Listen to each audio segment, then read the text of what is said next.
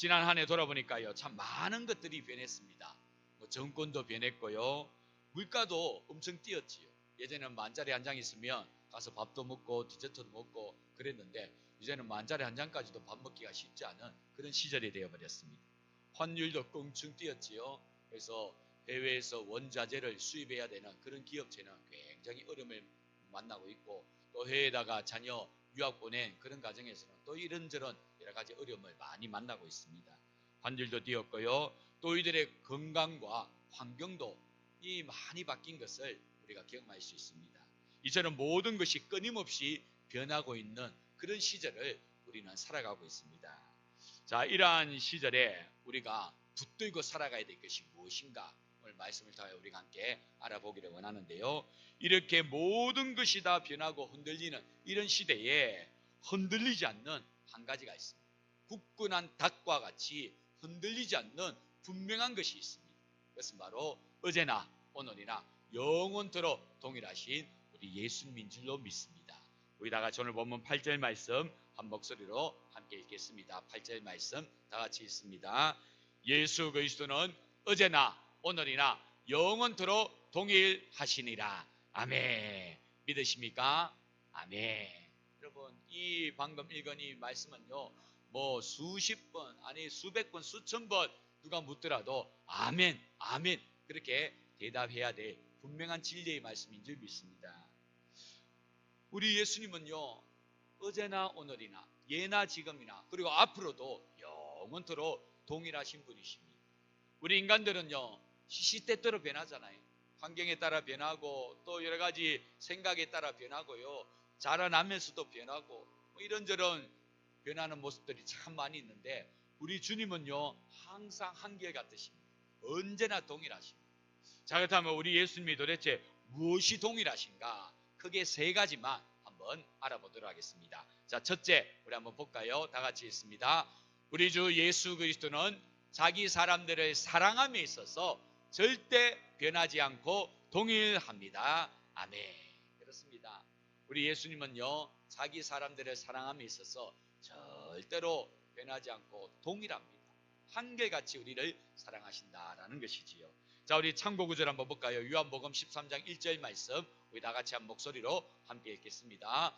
유월절 전에 예수께서 자기가 세상을 떠나 아버지께로 돌아가실 때가 이른 줄 아시고 세상에 있는 자기 사람들을 사랑하시되 끝까지 사랑하시니라. 아멘. 자, 이 말씀 보시면요, 이 말씀 할 때가 언제라고 하냐면요, 유월절 전이라고 합니다. 즉 예수님께서 이제 죽음을 통해 아버지께로 돌아갈 그 시점에 이 말씀했다라는 거죠. 즉 십자가를 바로 지책에 두고 하신 말씀이 이 말씀이라는 겁니다. 뭐라고 하셨습니까? 자기 사람들을 사랑하시되 끝까지 사랑하신다. 끝까지 사랑하신다. 죽음을 바로 눈앞에 두고요, 자기 사람들을 사랑하는데 끝까지 사랑한다는 것입니다. 자, 성도 여러분, 우리 예수님 이 말씀하실 때 또 한편으로는요, 이 부분도 충분히 알고 계시겠지요. 이제 머지않아 자신을 그렇게 3년 동안이나 동고동락하면서 주로 스승으로 여겼던 이 제자들이 다 하나같이 자신을 배반하고 떠나갈 거 우리 예수님 모르시겠습니까? 다 알고 있습니다. 누구는 또 심지어 언삼십에 자신을 팔 것까지도 우리 예수님 다 알고 있지요. 자, 그런데도 자기 사람들을 어떻게 한다는가요? 끝까지 사랑하신다고 하십니다. 끝까지 사랑하신다. 실제로 우리 예수님 부활하신 다음에 이 제자들을 친히 찾아오지 않습니다. 그러면서 뭐라고 하십니까? 너희들 어떻게 그럴 수가 있냐? 너희들 그렇게 나를 주라고 스승이라고 또 나 죽는 데까지 함께 가겠다고 큰소리 뻥뻥 쳐놓고 어떻게 다 하나같이 이렇게 배반하고 다 등돌 수가 있냐? 우리 예수님 그들을 내쳤습니까? 싫어했습니까? 미워했습니까? 아니지요. 여전히 사랑하셔서 그들을 다시 회복시키시고 부활의 증인으로 하나님께서 놀라게 세워가시는 것을 우리가 볼 수 있지 않습니다. 그렇습니다. 우리 예수님 우리를 사랑함에 있어서 절대로 변하지 않고 한결같이 동일하게 사랑하십니다. 물론 우리가 우리 주님 앞에 잘못된 모습이 있고 또 유혹을 받아 죄를 행하고 신앙의 슬럼프에 빠지면요, 우리 예수님 탄식하시지요. 실망할 수도 있습니다. 그러나 우리를 사랑하는 그 본질만큼은 전혀 변하지 않다라는 것입니다. 그래서 항상 우리들을 은혜 가운데를 인도하기를 원하시고 또 믿음의 반석에 굳건하게 세우기를 그 누구보다도 간절히 바라시는 분이 우리 예수님이신 것입니다. 이처럼 우리를 사랑하시는 우리 예수님의 사랑은 어제나 오늘이나 영원토록 동일하다라는 사실 꼭 기억하시고 믿으시기를 주님의 이름으로 축원합니다. 자, 두 번째로 우리 예수님 또 무엇이 동일하신가? 우리 한번 다 같이 읽어볼까요? 다 같이 읽습니다. 죄인된 우리들을 구원에 이르게 하는 우리 예수님의 구원의 진리가 동일합니다. 그렇습니다. 우리를 구원에 이르게 하는 우리 예수님의 진리가 예나 지금이나 변함없이 똑같이 동일하다라는 것입니다. 여러분, 복음서 시대도 그렇고요, 초대교회 시대도 그렇고 요즘도 마찬가지인데요. 이런 주장을 하는 이들이 꼭 있습니다. 예수님 들려주신 진리 참이지, 진짜지, 참 좋지. 그러나 그것만으로 우리가 구원을 얻을 수 있을까? 우리 편에서도 뭔가 해야 되지 않겠느냐? 우리 편에서도 뭔가 해야지 그 구원이 완성되지. 그저 공짜 구원이 어디 있어? 초대교회 시절에 이런 분위기가 있었습니다. 그래서 사도 바울이 복음을 전하면요, 꼭 뒤에 따라와가지고 뭡니까? 할례를 받아야 된다, 율법을 지켜야 된다, 그런 말을 하지요. 그래야지만 구원이 완성된다 이야기합니다. 요즘도 마찬가지입니다. 예수 그리스도께서 우리에게 부어주신 그 은혜 위에 뭔가 우리가 해야 되지 않겠느냐? 그러면서 자꾸 뭔가 요구를 합니다. 이단들이 자꾸 뭔가 열심을 내고 어느 수준까지 도달하도록 요구하는 것이 바로 그러한 모습들인 거지. 그게 다 뭡니까? 행위 구원을 말하는 것입니다. 행위 구원. 우리 편에서 뭔가 해야지만 구원이 이루어진다라고 행위 구원을 요구하는 거지. 자, 성도 여러분, 우리의 구원이 행위 구원입니까? 믿음으로 의해 주어지는 구원입니까? 믿음으로 의해 주어지는 구원이지요. 자, 우리 성경 구절 봅니다. 에베소서 2장 8절 9절 다 같이 있습니다. 너희는 그 은혜에 의하여 믿음으로 말미암아 구원을 받았으니 이것은 너희에게서 난 것이 아니요 하나님의 선물이라. 행위에서 난 것이 아니니 이는 누구든지 자랑하지 못하게 함이라. 아멘. 여기 보시면 절대로 행위로 의해서 우리의 구원이 이루어지지 않는다라고 이야기하지. 전적으로 하나님의 은혜고 하나님께서 이미 이루어 놓으신 모든 일들을 믿음으로 믿을 때 우리의 구원이 이루어진다라고 이야기합니다. 그렇습니다. 이 구원의 진리는요, 예나 지금이나 그리고 앞으로도 영원토록 동일하신 진리인 것입니다. 여기에 그 어떤 것도 얹을 수 없습니다. 가미할 수 없고요, 여기에 그 어떤 것도 주장할 수 없습니다. 이것만이 구원을 얻을 수 있는 유일한 진리인 것입니다. 우리의 행위가 없어도 된다는 거예요. 물론 우리의 행위, 이제 부어주신 은혜 앞에 감사함으로 드리는 행위가 되어지면 너무 좋지요. 그러나 구원을 얻기 위한 우리의 행위는 필요치 않다는 것입니다. 전적으로 하나님의 은혜로 우리가 믿음으로 구원을 얻게 된다는 것입니다. 그래서 이신칭이라고 하지 않습니까? 믿음으로 어렵게 되어진다라고 하지 않습니까? 우리의 행위로 어렵게 되는 것이 아니라 믿음으로 어렵게 되어지는 겁니다. 조금 있으면 보겠습니다만 잠깐 더 말씀드리면요, 만약에 우리의 행위가 올바르지 못하다, 유혹에 빠져가지고 죄를 짓는다면, 설렁표에 빠져가지고 하나님께서 기뻐하지 못하는 그런 모습이라면, 여러분 그러면 우리의 구원 다 말소되는 것입니까? 그렇지 않다라는 거지. 그런 모습이, 연약한 모습이 우리 가운데 있다 할지라도 우리를 사랑하시는 주님의 사랑 한결같고 우리를 구원으로 인도하는 진리 동일하기 때문에 우리의 구원 말소되지 않는다라는 것입니다. 그래서 우리를 구원으로 인도하는 이 예수 그리스도의 진리는 영원토록 동일하다라는 사실 우리가 꼭 믿어야 될 줄로 믿습니다. 자, 이제 세 번째로 한번 볼까요? 무엇이 또 동일한가? 자, 다 같이 있습니다. 우리 주 예수님의 구원의 능력이 영원토록 동일합니다. 예수님의 구원의 능력이 영원토록 동일하다. 예나 지금이나 영원토록 동일하다. 그 이야기를 하고 있는 거지. 많은 사람들이요, 이런 이야기를 합니다. 예수님 계실 때, 십자가에 죽으시고 부활하실 때 그때 있었던 많은 사람들 예수님의 은혜로 구원 얻는 거 오케이, 이해가 됩니다. 그런데 지금 2000년이 지났습니다. 지금도 그 효력이 그대로 동일하게 발생이 되는가? 그것은 좀 물음표를 달 수밖에 없습니다. 그것은 좀 받아들이기가 쉽지 않습니다. 심지어는 앞으로 내가 어떤 죄를 지을지도 모르는데 그 죄까지도 다 십자가의 능력으로 해결이 된다고요? 그거는 좀 아닌 것 같은데요. 그렇게 말하는 사람들이 있습니다. 그래서 요즘 이단들이 하는 말들이 무엇입니까?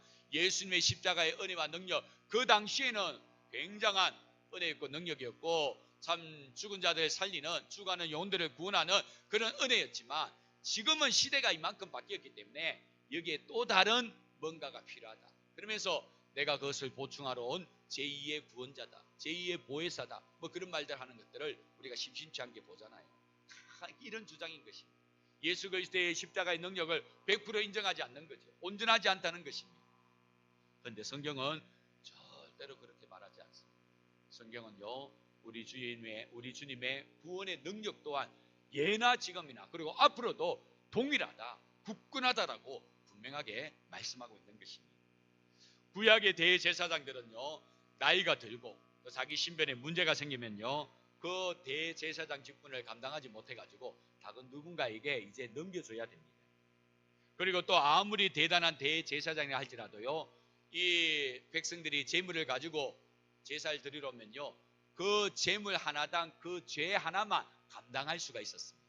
다른 죄는 감당을 못합니다. 그게 율법이었습니다. 이런 제약과 한계가 있는 것이 대제사장의 모습이었습니다.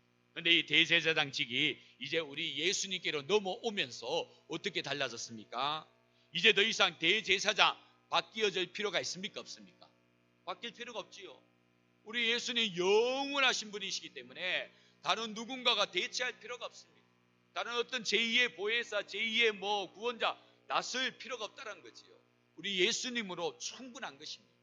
뿐만 아니라 우리 예수님 십자가의 보혈로 우리의 죄를 깨끗하게 사해 주셨는데요, 우리의 지은 그 당시의 죄뿐만 아니라 우리의 과거의 죄도, 또 나아가 우리의 미래의 죄까지도 십자가의 능력으로 다 깨끗하게 씻어주시는 것입니다. 그게 바로 성경에 나오는 단번의 제사로 영원한 속죄를 이룬다라는 그 진리 아닙니까? 자, 우리 그 말씀 한번 보겠습니다. 히브리서 10장 10절부터 14절까지의 말씀 우리 다 같이 함께 읽도록 하겠습니다. 이 뜻을 따라 예수 그리스도의 몸을 단번에 들이심으로 말미암아 우리가 거룩함을 얻었노라. 제사장마다 매일 서서 섬기며 자주 같은 제사를 드리되 이 제사는 언제나 죄를 없게 하지 못하거니와 오직 그리스도는 죄를 위하여 한 영원한 제사를 드리시고 하나님 우편에 앉으사 그 후에 자기 원수들을 자기 발등상이 되게 하실 때까지 기다리시나니 그가 거룩하게 된 자들을 한 번의 제사로 영원히 온전하게 하셨느니라. 아멘. 그렇습니다. 우리 주 예수 그리스도의 십자가의 제사는요, 한 번의 제사로 영원한 속죄를 이룬 능력의 제사인 줄 믿습니다. 우리가 이 사실을 믿어야 되는 거죠.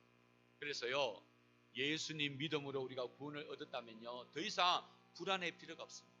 나의 행위 여부, 그거의 구원이 전혀 영향을 받지 않기 때문에 나의 삶이 좀 주님 보시기에 부끄러운 모습이고 정말 실망스러운 그런 모습이라 할지라도 그거에 의해서 우리의 구원은 절대 말소되지 않는다라는 것입니다. 그리고 절대로 불안해하지 마십시오. 우리가 예수 그리스도를 통하여 구원을 얻은 하나님의 백성이 되었다면 우리는 분명히 저 천국으로 입성하게 되는 것입니다. 우리의 삶이 그러한 모습을 혹 뒤따라주지 못한다 할지라도 그거에 의해서 우리의 구원 여부가 잘못되지 않는다라는 사실입니다.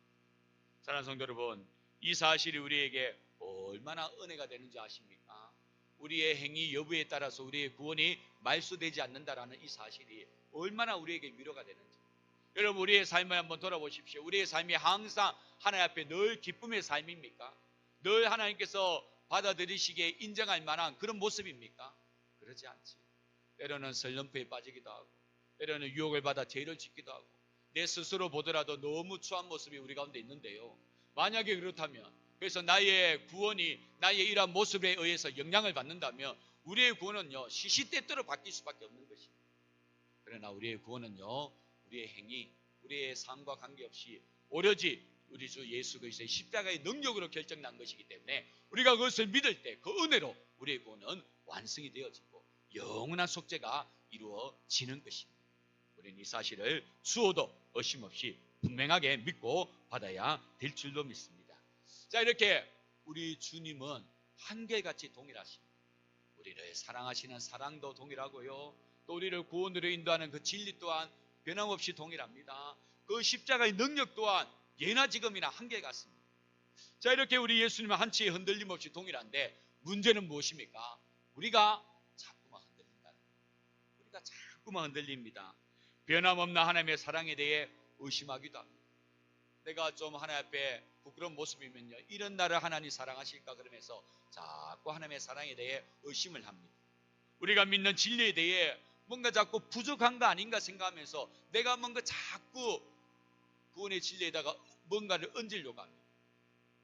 분명히 우리 주 예수 그리스도의 십자가의 은혜로 구원을 받았음에도 저 천국 갈 수 있느냐라고 물으면요, 글쎄요 하면서 확신을 하지 못합니다.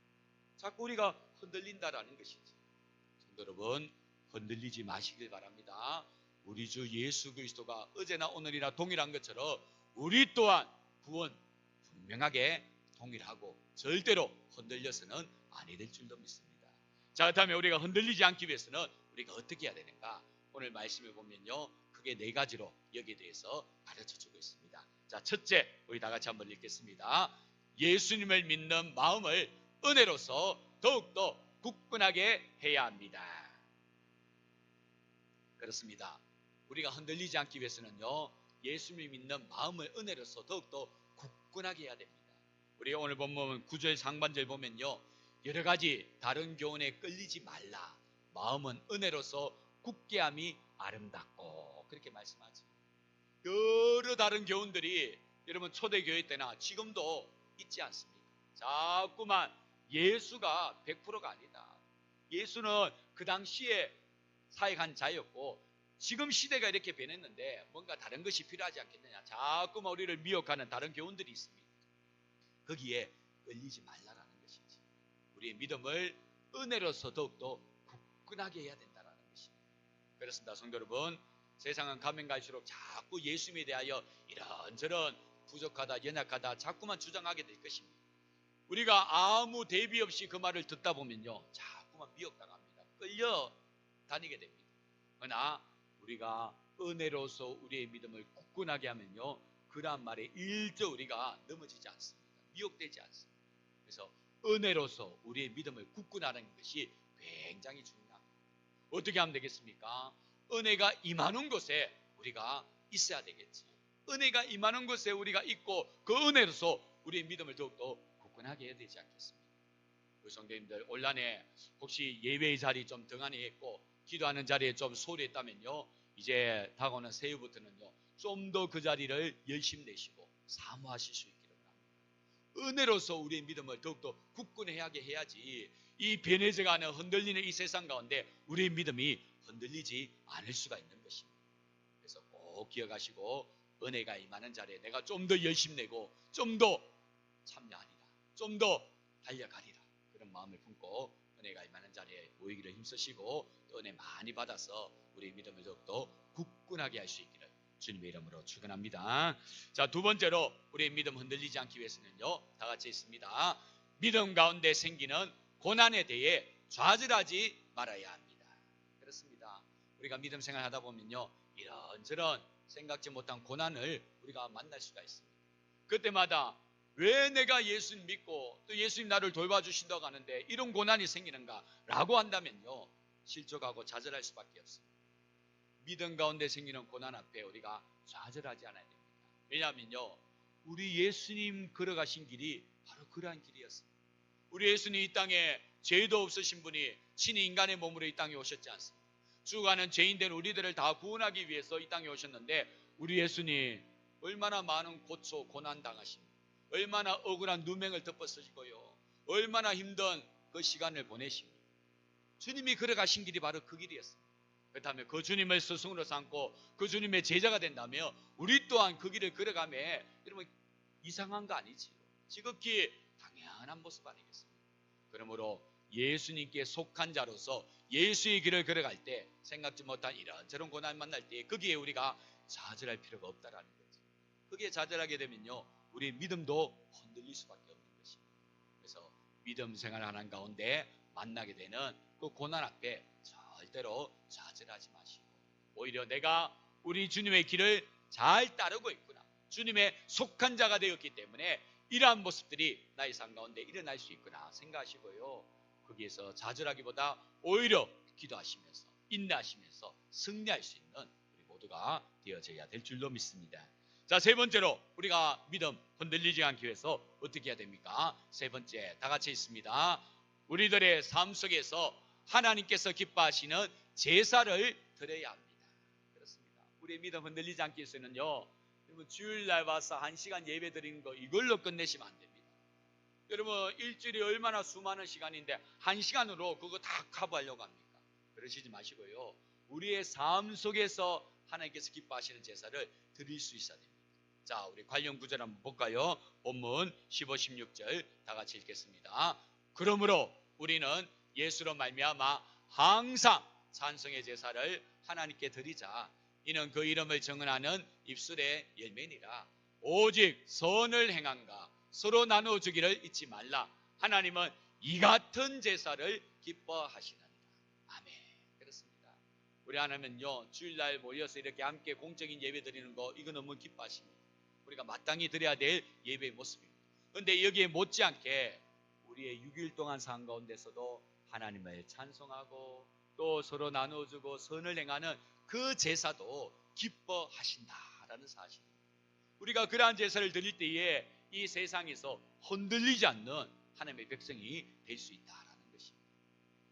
우리가 반대로 생각하면요, 우리가 너무 주일날만 치중한 그런 믿음의 삶을 살다 보니까 6일 동안에는 너무 세상과 별반 차이 없는 그런 삶을 살다 보니까 자꾸만 우리의 믿음이 흔들린다라고 말할 수 있는 것이겠죠.